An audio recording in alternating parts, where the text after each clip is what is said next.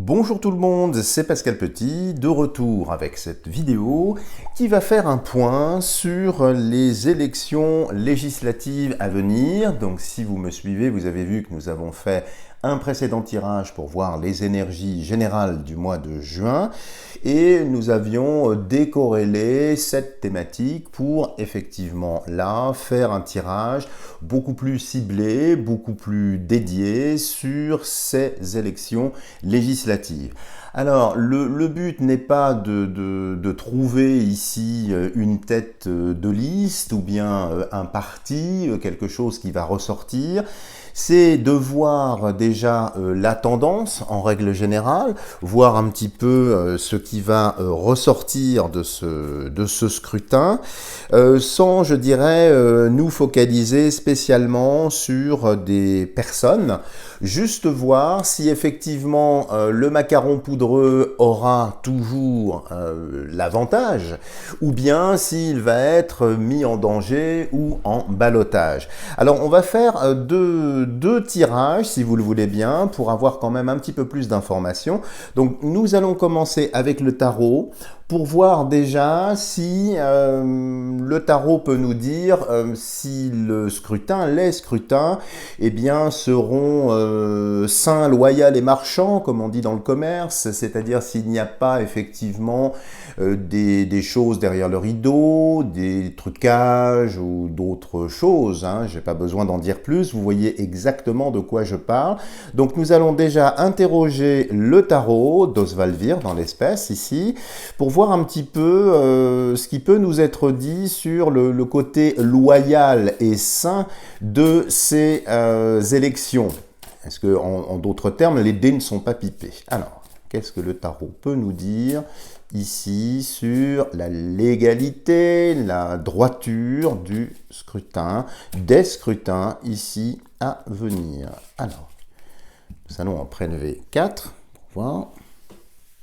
Alors, sur la qualité de ces élections, est-ce que c'est ou sera truqué ou pas? Puis nous ferons un autre tirage après pour voir un petit peu ce qui va ressortir.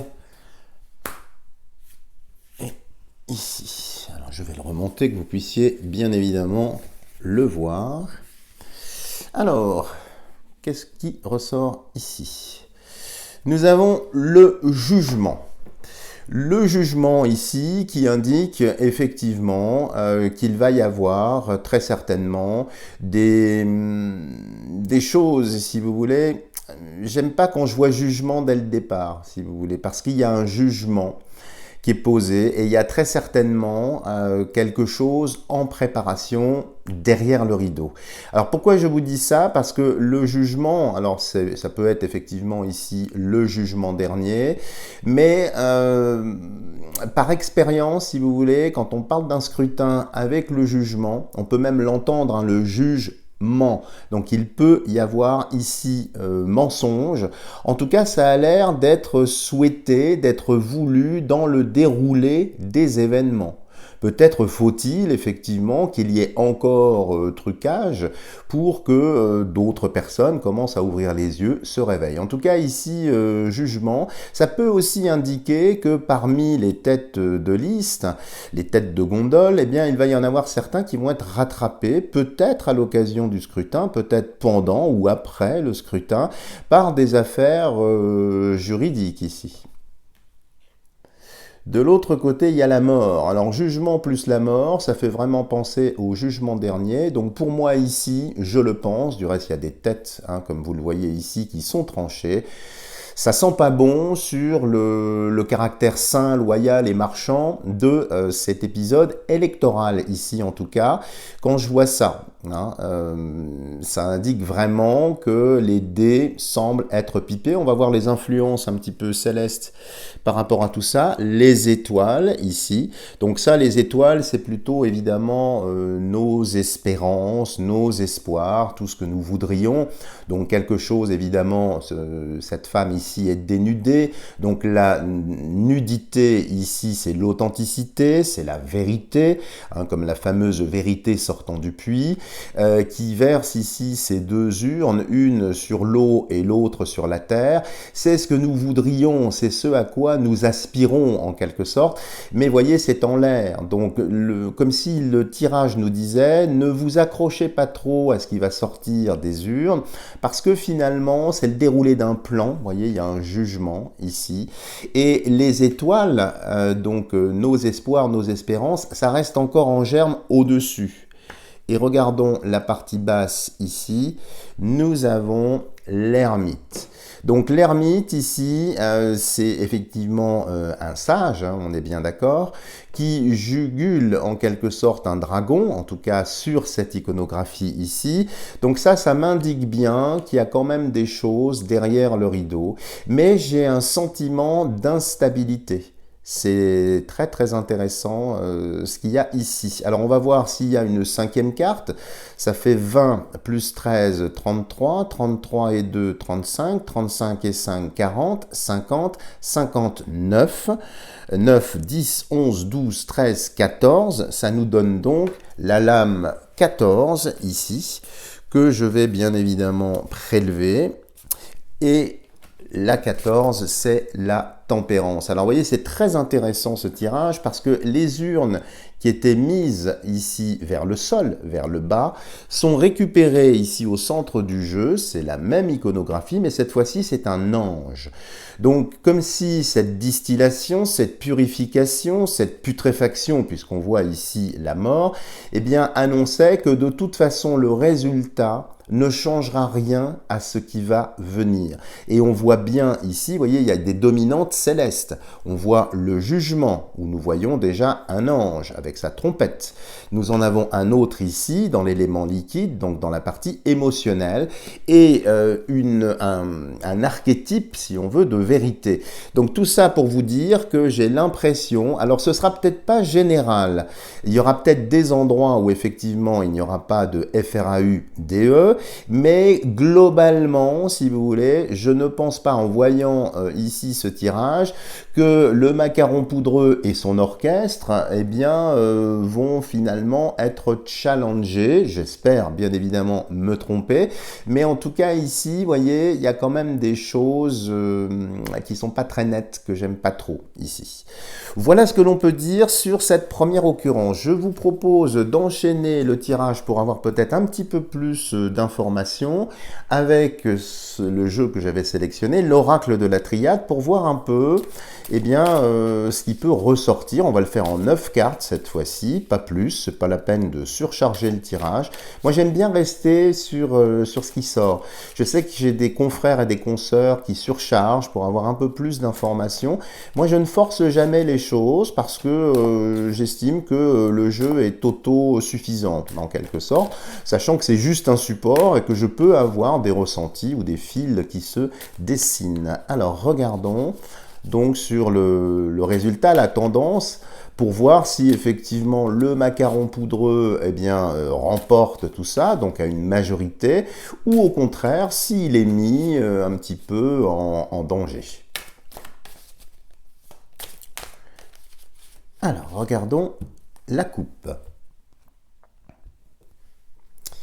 Alors, retour. Alors, retour vers quoi? Retour peut-être vers une situation qu'on connaît. Ce qui semble ici valider le précédent tirage que nous avons fait avec le tarot. Le retour à quoi? À une, entre gros guillemets, normalité. Alors évidemment, ici, si vous connaissez un petit peu la symbolique, c'est l'Ouroboros, hein, donc le serpent qui se mord la queue. C'est l'indication d'un cycle. Donc c'est le retour, très certainement aux manettes et au point de vue voix du macaron poudreux et de ses sbires en quelque sorte. C'est le retour, mais c'est aussi la fin d'un cycle. Hein. Et ici nous avons l'arme. L'arme évidemment très très tranchante qui fait penser par ailleurs à une seringue. Donc ça peut annoncer ici le retour de choses qui ne sont pas très heureuses bien évidemment. Mais ici en voyant cette coupe, il est fort possible que dans certains endroits, il y ait évidemment magouille. Alors ça ne fait que valider ce que nous avions vu précédemment. Alors nous allons le faire en 9. Alors résultats des élections législatives.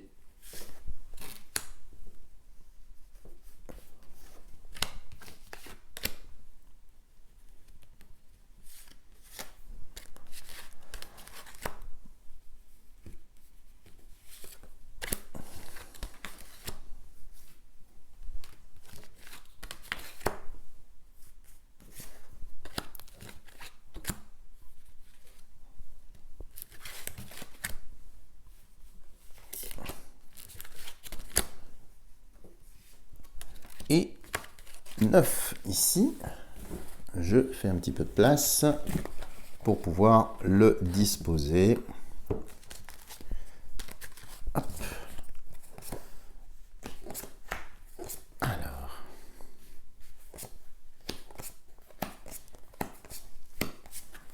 je le remonte, que vous puissiez le voir.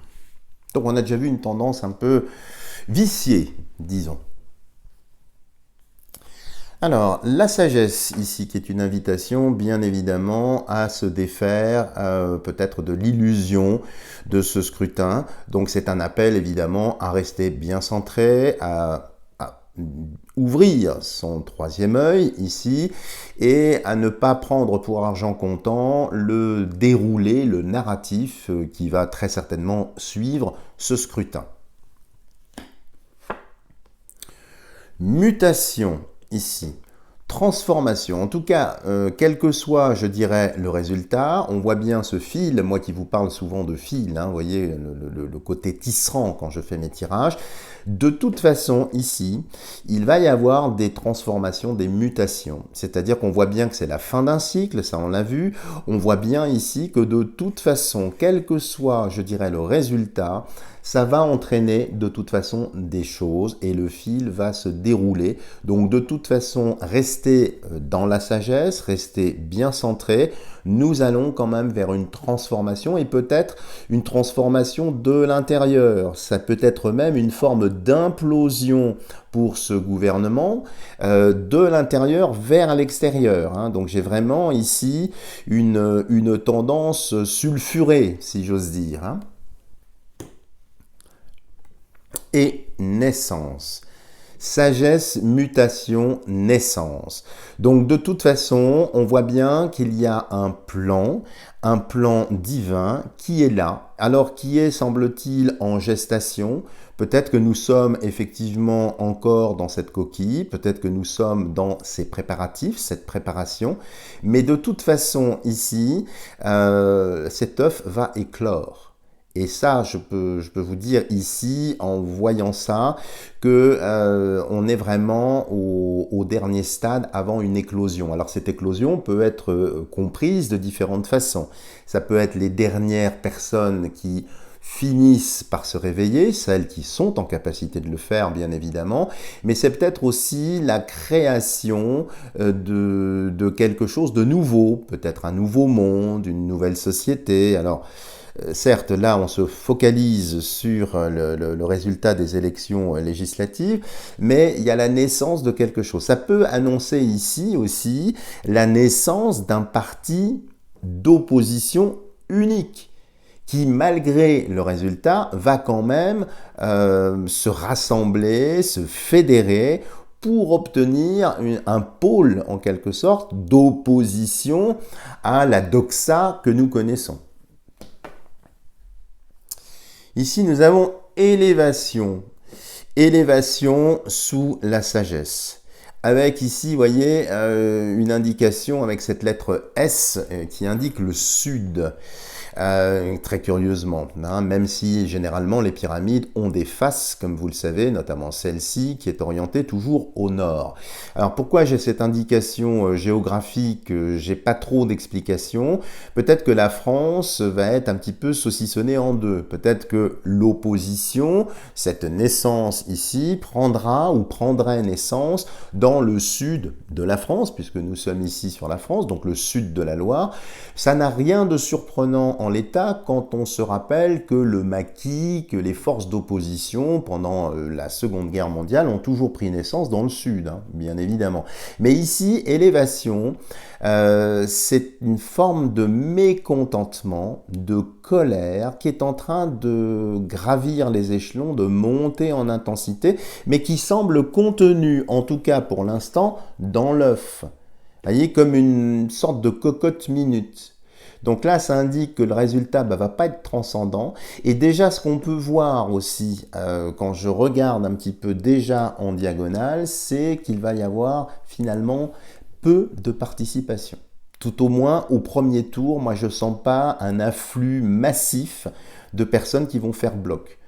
Le deuxième tour, peut-être, mais le premier tour, j'ai l'impression qu'il y a une désertion des urnes, comme si les personnes, effectivement, ne s'y intéressaient pas. Regardons ici la carte centrale, l'eau, avec ces deux urnes que nous avions vues précédemment dans le tarot, donc ici qui sont représentées avec le symbole alchimique, ici bien évidemment de l'eau. L'eau, ce sont les émotions. C'est au centre du jeu. Donc il est fort possible que beaucoup de personnes soient un petit peu chamboulées, chahutées par le résultat qui va venir. C'est purement ici émotionnel. Donc c'est une invitation, encore une fois, à bien rester centré et à ne pas se laisser déborder par ce flot, par ce flux d'informations. En tout cas, l'eau ici, hein, c'est le signe des poissons aussi, entre autres, hein, bien évidemment, et le verse eau. Hein, fin des poissons, verse eau. Donc on arrive bien ici de toute façon à quelque chose qui va nettoyer. Donc quel que soit le résultat, on va vers un grand nettoyage. Avec cette sensation d'implosion, de colère qui sourde, qui gronde, qui est en train de monter également. Et ici l'épreuve, bon, qui n'est pas très heureux, bien évidemment, avec ici des petits QR codes. Bon, j'ai pas besoin d'en dire plus, je pense que vous allez tous comprendre. Hein. Donc une épreuve, c'est pas très heureux pour nous. C'est ici sur la partie médiane du jeu. Donc je pense qu'il y aura quand même un résultat qui va être très contrasté. Là, j'ai pas de pôle dominant qui sort. On a vu précédemment que c'était sans doute bidouillé, truqué, et j'en passe. Donc là, vraiment, quand on voit ça, il faut s'attendre effectivement à un résultat qui a tendance, je le déplore, à donner quand même un blanc-seing ou tout au moins un pouvoir renouvelé à cette équipe.